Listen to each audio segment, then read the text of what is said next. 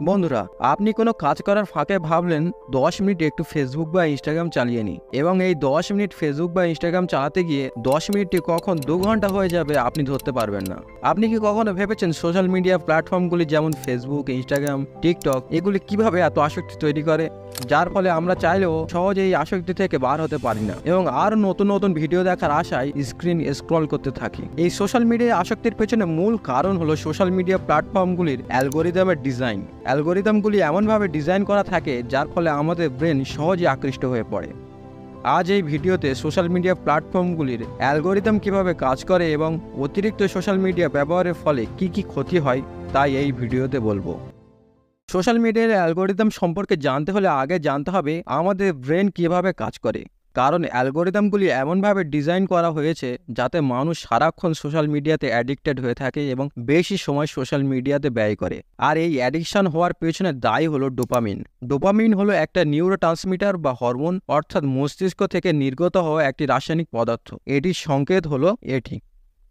Dopamine মস্তিষ্কে সাবস্টেনিয়া Niagara, ventral tegmental area এবং hypothalamus অংশে উৎপন্ন হয়ে থাকে। যখন আমরা কোনো সুস্বাদু খাবার খাই বা নিজের পছন্দের কাজ করি, এক কথায় যখন আমাদের কোনো কিছু ভালো লাগে, তখন এই ডোপামিন মস্তিষ্ক থেকে ক্ষরণ হয়, যা আনন্দের অনুভূতিকে বাড়িয়ে তোলে। এর ফলে ওই কাজটি আমরা পুনরায় করার আগ্রহ বোধ করি। তাই ডোপামিনের আরেক নাম হলো ফিল গুড কেমিক্যাল। এই নিউরোট্রান্সমিটার আমাদের শরীরে চলাফেরা, নড়াচড়া করতে সাহায্য করে। যাদের শরীরে পর্যাপ্ত পরিমাণে ডোপামিন তৈরি হয় না, তাদের চলাফেরার সমস্যা দেখা দিতে পারে, যার ফলে অনেকে পার্কিনসন ডিজিজের মতো অসুখেও আক্রান্ত হতে পারে।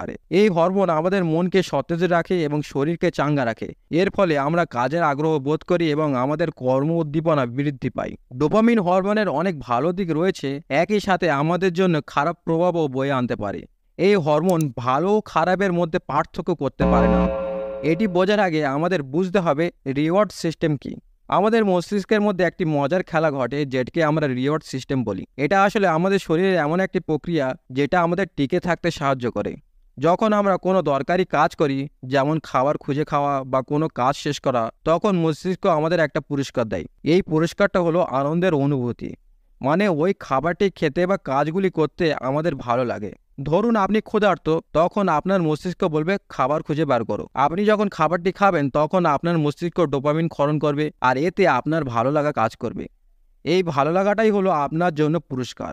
পরে আবার ক্ষুধার্ত হলে মস্তিষ্ক বলবে আবার খাবার খুঁজে বার করো, কারণ মস্তিষ্ক জানে খাবার পেলে আপনি আবার আনন্দ পাবেন। এইভাবে আমাদের জীবনের বিভিন্ন কাজই আমরা এই আনন্দের আশাই করি। শুধু খাবার নয়, ভালো কিছু করলে, কারোর প্রশংসা পেলে, এমনকি মজার কিছু দেখলেও বা শুনলেও আমাদের মস্তিষ্ক ডোপামিন ক্ষরণ করে। অর্থাৎ মস্তিষ্ক যেন সবসময় বলছে কাজ করো আর পুরস্কার নাও। এটাই হলো মস্তিষ্কের রিওয়ার্ড সিস্টেম, যেটা আমাদের সব কাজে এগিয়ে যেতে উৎসাহিত করে। যেই সব কাজ আমরা খুব সহজেই বিনা বাধায় তৎক্ষণাৎ করতে পারি, যেমন ভিডিও গেম খেলা, টিভি দেখা, জাঙ্ক ফুড খাওয়া, এই সব কাজগুলি আমরা সহজে যখন খুশি করতে পারি। ফলে এই সব কাজগুলি করার সময় আমাদের মস্তিষ্ক খুব সহজেই ডোপামিন ক্ষরণ করে। ফলে আমাদের মনে একটি ভালো লাগা কাজ করে। ফলে এই সব কাজগুলি আসক্তিতে পরিণত হয়। কারণ যখন কোনো কাজের প্রতি ডোপামিন বারবার ক্ষরণ হয়, তখন সেই কাজটি আমাদের বারবার করতে ইচ্ছা করবে, যেটিকে ডোপামিন ট্রিগার বলে, এবং এই কাজটি একটা সময় অভ্যাসে পরিণত হয়ে যাবে, যার ফলে ওই কাজটি ছাড়া খুব কঠিন হয়। যেমন যারা প্রথম মাদকদ্রব্য গ্রহণ করে তখন তাদের নেশা হয় না, কিন্তু কিছুদিন পর এই সব মাদকদ্রব্য গ্রহণ করার ফলে মস্তিষ্কে ডোপামিন ক্ষরণ হতে থাকে। ফলে মানুষটি ওই আনন্দের অনুভূতিটা ধরে রাখতে আরও মাদকদ্রব্য গ্রহণ করতে চায়। ফলে প্রতিনিয়ত মাদকদ্রব্য গ্রহণ করার একটা অভ্যাসে পরিণত হয়ে যায়। মানুষটির নিজের কাছে খারাপ লাগলেও অভ্যাসে পরিণত হওয়ার কারণে সে এই নেশা সহজে ছাড়তে পারে না।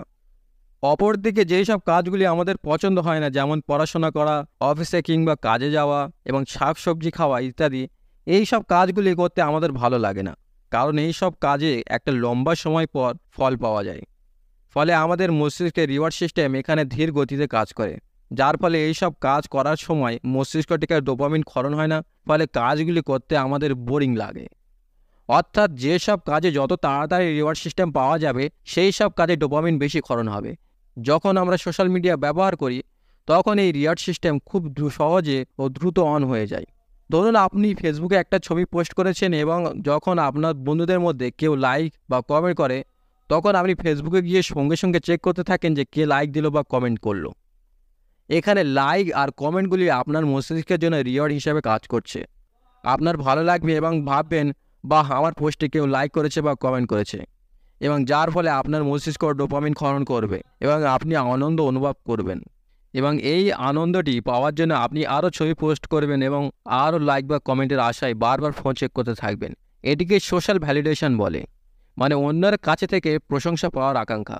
সোশ্যাল মিডিয়া এমনভাবে ডিজাইন করা হয় যে আপনি কখন নতুন লাইক বা কমেন্ট পাবেন তা জানবেন না। ধরুন আপনি সকালে চেক করে দেখলেন যে কিছু লাইক পেয়েছেন, কিন্তু বিকেলে জানেন না আর কত লাইক আসবে, যার ফলে আপনার মনোযোগ সবসময় ফোনের দিকে থাকবে। এভাবে আপনি সোশ্যাল মিডিয়ার বেড়াজালে একটা লুপে আটকা পড়ে যাবেন। এবার আসা যাক এই সোশ্যাল মিডিয়া আসক্তির পেছনে অ্যালগোরিদম কিভাবে কাজ করে সেটি নিয়ে বলা যাক। অ্যালগোরিদম হলো একটা নির্দিষ্ট কাজ করার জন্য কি করতে হবে সেটা বলে দেওয়া। এটা একটা স্টেপ বাই স্টেপ গাইড, যার ফলে কোনো কাজ ও কোনো সমস্যার সমাধান সহজভাবে করা যায়। যেমন রান্নার বইয়ের একটি রেসিপি থাকে, যেখানে কোনো কিছু কিভাবে রান্না করতে হবে তার উপকরণ আর পদক্ষেপগুলি দেওয়া থাকে, যার ফলে সহজে রান্না করা যায় এবং খাবার সুস্বাদু হয়। সোশ্যাল মিডিয়ার অ্যালগোরিদমও বেসিক প্রিন্সিপালে কাজ করে। সেটি হলো মেশিন লার্নিং, মানে আপনার সম্পর্কে অনেকগুলি ডাটা নিয়ে আপনার পছন্দ অনুযায়ী কন্টেন্ট দেখানো। যেমন আপনি গুগলে বা ইউটিউবে কী সার্চ করছেন, কী লাইক করছেন এবং কোন ভিডিও কতক্ষণ দেখছেন, সবগুলি মিলিয়ে অ্যালগোরিদম অনেক ডাটা তৈরি করে এবং এই ডাটা থেকে অনুমান করা সম্ভব যে আপনার পছন্দের জিনিসগুলো কী কী। সোশ্যাল মিডিয়ার অ্যালগোরিদম এমনভাবে ডিজাইন করা থাকে যে আপনি কোন ভিডিওগুলি দেখতে পছন্দ করেন সেই রকম ধরনের আরও অনেক ভিডিও আপনাকে দেখানো হয় এবং আপনি ফোনে আসক্ত হয়ে পড়েন। যেমন আপনি যদি গেমের ভিডিও দেখেন বা ভিডিওতে লাইক কমেন্ট করেন, তখন এই ডাটা দেখে অ্যালগোরিদম বুঝতে পারে আপনি গেমের ভিডিও বেশি দেখেন, যার ফলে ফেসবুক বা ইউটিউব আপনার সামনে শুধু গেমের ভিডিও দেখাবে এবং এই গেমের ভিডিও দেখার সময় আপনার মস্তিষ্কে আনন্দ অনুভব হবে, ফলে মস্তিষ্ক ডোপামিন ক্ষরণ করবে এবং আপনি আরও গেমের ভিডিও দেখতে চাইবেন। দ্বিতীয় যেই পদ্ধতিতে অ্যালগোরিদম কাজ করে, যেমন ধরুন আপনি নানান ধরনের ভিডিও দেখেন, কখনো রান্নার ভিডিও, কখনো গেম এবং কখনো ব্লগ। এই তিনটি ক্যাটাগরির মধ্যে কোন ক্যাটাগরির ভিডিও বেশি দেখেন সেই অনুযায়ী ভিডিওগুলির র্যাঙ্ক নির্ধারণ করা হয়।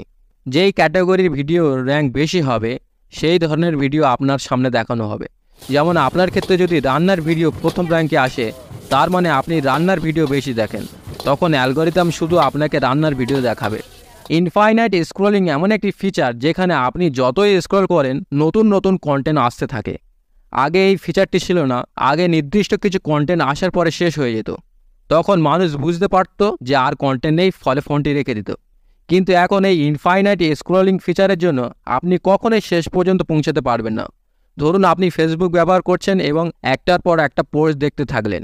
আপনার মনে হচ্ছে যে হয়তো পরের পোস্টটা আরও মজার বা আরও ইন্টারেস্টিং হতে পারে। এই অনিশ্চয়তার কারণে আপনি স্ক্রল করতে থাকেন, কারণ প্রতিবার নতুন কিছু দেখার সময় আপনার মস্তিষ্কে ডোপামিন নিঃসৃত হয়, যা আপনাকে আনন্দ দেয়। এই ফিচার আপনার মনোযোগ ধরে রাখে এবং আপনাকে বারবার স্ক্রল করতে বাধ্য করে, ফলে আপনি ঘন্টার পর ঘন্টা সময় নষ্ট করেন। দ্বিতীয় হলো FOMO, fear of missing out. এটি হলো সেই অনুভূতি যেখানে আপনি ভাবেন যে অন্যরা মজার কিছু করছে আর আপনি সেটিকে মিস করছেন। সোশ্যাল মিডিয়ায় এই অনুভূতিকে বাড়িয়ে দেয়। ধরুন আপনার বন্ধুরা সবাই ইনস্টাগ্রামে একটি ঘুরতে যাওয়ার ছবি পোস্ট করেছে, আপনি যদি সেখানে না থাকেন তাহলে মনে হবে আপনি সেই গুরুত্বপূর্ণ জিনিসগুলো মিস করছেন, তাই আপনি বারবার ইনস্টাগ্রাম চেক করতে থাকবেন। যদি সেখান থেকে নতুন কিছু থাকে, বন্ধুরা কোথায় ঘুরতে গিয়েছে, কোন কোন বন্ধু গিয়েছে, আপনি চেক করতে থাকবেন। এই ফিয়ার আপনার মধ্যে অতিরিক্ত উদ্বেগ সৃষ্টি করে এবং আপনাকে আরও বেশি সময় ধরে সোশ্যাল মিডিয়াতে আটকে রাখে। 2023 সালের তথ্য অনুযায়ী সারা পৃথিবীর মধ্যে 4.8 বিলিয়ন মানুষের বেশি সোশ্যাল মিডিয়া যেমন ফেসবুক, ইনস্টাগ্রাম, টিকটক ব্যবহার করে, যেটি পৃথিবীর মোট জনসংখ্যার 60%। এবং দেখা গেছে প্রায় 70% টিনেজার সোশ্যাল মিডিয়াতে আসক্ত হয়ে আছে এবং আগে থেকে 50% বেশি স্ক্রিন টাইম ব্যবহার হচ্ছে। সোশ্যাল মিডিয়া বেশি ব্যবহারে অনেক ক্ষতি হয়। সবচেয়ে বেশি ক্ষতি হয় মানুষের সময়।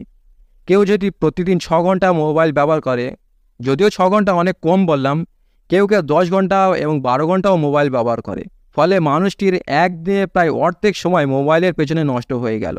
এভাবে কেউ যদি 30 বছর মোবাইল দেখে, তার মধ্যে 15 বছর সময় মোবাইল দেখাই নষ্ট হয়ে গেল এবং সে এই সময়গুলি কোনো কাজে লাগাতে পারল না। দ্বিতীয় সমস্যা হবে সেটি হলো কেউ যদি টিকটক, ইউটিউব শর্টস এইসব ভিডিও প্রতিনিয়ত দেখে, যার ফলে তার মনোযোগ কমে যাবে। এইসব শর্টসে একটি ভিডিও দেখার পরে আরেকটি ভিডিও দেখতে ইচ্ছা করবে, সে বারবার স্ক্রল করতে থাকবে আর নতুন কিছু পেতে চাইবে, ফলে একটা জিনিসের ফোকাস করার ক্ষমতা কমে যাবে। কারণ টিকটক এইসব শর্টসে সর্বাধিক 60 সেকেন্ডের পর্যন্ত একটা ভিডিও চলে এবং এরপরে অন্য শর্টস চালু হয়ে যায়, ফলে মানুষটির মনোযোগ ওই 60 সেকেন্ড পর্যন্ত সীমাবদ্ধ থাকে এবং 60 সেকেন্ডের পরে অন্য শর্টসে তার মনোযোগ চলে যায়। ফলে এভাবে কোনো একটি কাজে ফোকাস ও মনোযোগের ক্ষমতা কমে যাবে এবং কোনো কাজ করে সে শান্তি পাবে না। তৃতীয় সমস্যা হলো অতিরিক্ত সোশ্যাল মিডিয়া ব্যবহারের ফলে টিনেজার বয়সের মানুষদের সোশ্যাল কম্প্যারিজনের সমস্যায় ভুগবে। কারণ ফেসবুক বা ইউটিউব ব্লগে মানুষের ফেক লাইফস্টাইল দেখে সে সহজেই আকৃষ্ট হয়ে যাবে। যখন সে দেখবে যে তার বন্ধুরা নানান জায়গায় ঘুরতে যাচ্ছে, দামি দামি জিনিসপত্র কিনছে, ফ্যামিলি ব্লগের ক্ষেত্রে দেখবে তার পরিবার সবাই সবসময় খুশি হয়ে থাকে এবং দামি দামি গাড়ি কিনছে, ফলে সে সহজেই এতে আকৃষ্ট হয়ে যাবে। এই সব দেখে মানুষটি তখন ভাবতে থাকবে, আমার তো কিছু নেই, আমার আর কী হবে। ফলে মানুষটি নিজের কাছে নিজে ছোট হতে থাকবে এবং তার কাছে যা আছে সেটির প্রতি সে অকৃতজ্ঞ হয়ে পড়বে এবং অ্যাংজাইটি ও ডিপ্রেশনের সমস্যায় ভুগবে। সোশ্যাল মিডিয়া থেকে মুক্তির সমাধান হলো সোশ্যাল মিডিয়া অ্যাপগুলি যেমন ফেসবুক, ইনস্টাগ্রাম, টিকটক আনইনস্টল করে দেওয়া, না হলে ফোন বন্ধ রাখা। এছাড়া আর কোনো সমস্যার সমাধান নেই। বন্ধুরা, আশা করি বুঝতে পেরেছেন সোশ্যাল মিডিয়াগুলো কেমনভাবে কাজ করে এবং কিভাবে এরা নিজেদের জালে জড়িয়ে ফেলে তা বুঝতে পেরেছেন। এরকম আরও ইনফরমেটিভ ভিডিও দেখতে চ্যানেলটি সাবস্ক্রাইব করুন। বন্ধুরা, বর্তমান সময়ে একটা বড় সমস্যা হলো ধনী ব্যক্তিরা দিন দিন আরও ধনী হচ্ছে আর গরিবরা দিন দিন আরও গরিব হচ্ছে। এই সমস্যাটা কেন হচ্ছে, এর কারণ জানতে হলে এই ভিডিওটি দেখতে পারেন।